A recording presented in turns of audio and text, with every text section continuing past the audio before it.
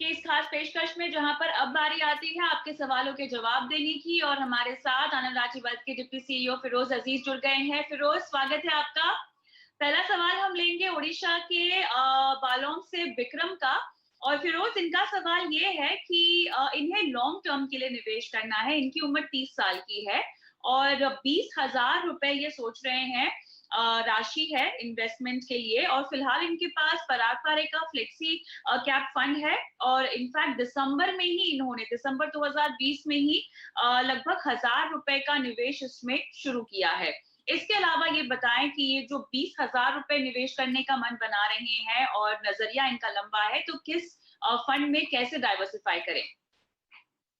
कविता जी, अगर 30 साल की उम्र में 20,000 रुपये एसआईपी करना चाहते हैं और लंबी अवधि का समय है, तो एटलीस्ट 5 स्कीम्स इनको इंक्लूड करने चाहिए अपने पोर्टफोलियो में। पराग पर एक जो फ्लेक्सी कैप स्कीम जिन्होंने रिसेंटली स्टार्ट की है एसआईपी करनी, वो डेफिनेटली एक अच्छी स्कीम है। वो स्कीम ने अल्फा जनरेट किया है। राजीव जो फंड मैनेजर है, उन्होंने ठक्कर साहब, राजीव ठक्कर जो फंड मैनेजर अल्फा जनरेट कर रहे हैं over long periods of time, वो सब्सटेंटिव है। तो वो स्कीम में बने रहें, उसको स्केल अप करके 4,000 पे ले जाएं और बाकी 4 स्कीम्स अपने पोर्टफोलियो में शामिल करें। एक होगी Mirae asset large cap, Kotak emerging equities Pankaj Tibrewal साहब की, Kotak equity opportunities Harsh Upadhyay, SBI focused equity R Srinivasan. ये 5 फंड्स आई थिंक एक अच्छा कंप्लीट 20,000 रुपये एसआईपी के लिए एक पोर्टफोलियो बनाने की क्षमता रखते हैं।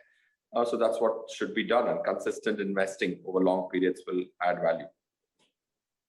चलिए, और हर 6 महीने में अपने फंड्स को रिव्यू भी करें। अगला सवाल हरियाणा के सिरसा से राजेंद्र सिंह का लेंगे। और इनको 20 साल के लिए निवेश करना है। लार्ज मिड और स्मॉल कैप निवेश में दमदार स्ट्रैटेजी और बढ़िया मुनाफा कमाने वाले फंड्स चाहिए।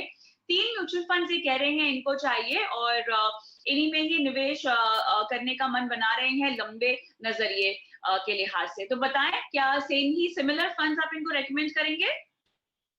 Yes Kavita ji, I think funds जो हैं ऑब्जेक्टिव सिमिलर हैं, लंबी अवधि है, तो राजेंद्र जी को भी सिमिलर स्कीम्स ही खरीदनी चाहिए। बट इनको सिर्फ 3 स्कीम्स खरीदनी है। तो मेरा asset large cap, Kotak emerging equities और फ्लेक्सी कैप में कैनरा रैबिको फ्लेक्सी कैप या कोटक इक्विटी अपॉर्चुनिटीज हर्ष उपाध्याय का। बट सिंस एक कोटक की ऑलरेडी एक स्कीम रेकमेंड कर दी है, तो कैनरा रैबिको फ्लेक्सी कैप, ये 3 स्कीम्स में ये अपने पैसे लगा सकते हैं 20 साल के लिए।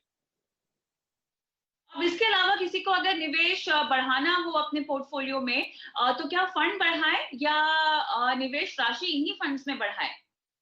नहीं, आई थिंक फंड बढ़ाने चाहिए। जब तक कि आप 6 या 7 फंड तक नहीं पहुंच जाते, तब तक आपको फंड बढ़ाने चाहिए, क्योंकि फंड्स में काफी कॉम्प्लीमेंट्री नेचर होता है। काफी बार एक स्कीम अच्छी करती है तो उसी समय दूसरी स्कीम खराब करती है। तो आई थिंक 6 या 7 फंड तक पहुंचते तक आपको अमाउंट ऐड करने के बदले स्कीम्स को ऐड करना चाहिए। फिर जब आप पहुंच जाते हैं 6 या 7 स्कीमों पे, तो उसके बाद एक रोक लगानी चाहिए और अमाउंट्स बढ़ते ही आपको अमाउंट ऑफ इन्वेस्टमेंट पर स्कीम बढ़ानी चाहिए। कविता जी, ऑलराइट, चलिए, तमाम निवेश की बारीकियों को ध्यान में रखते हुए अपने इन्वेस्टमेंट्स की शुरुआत करें।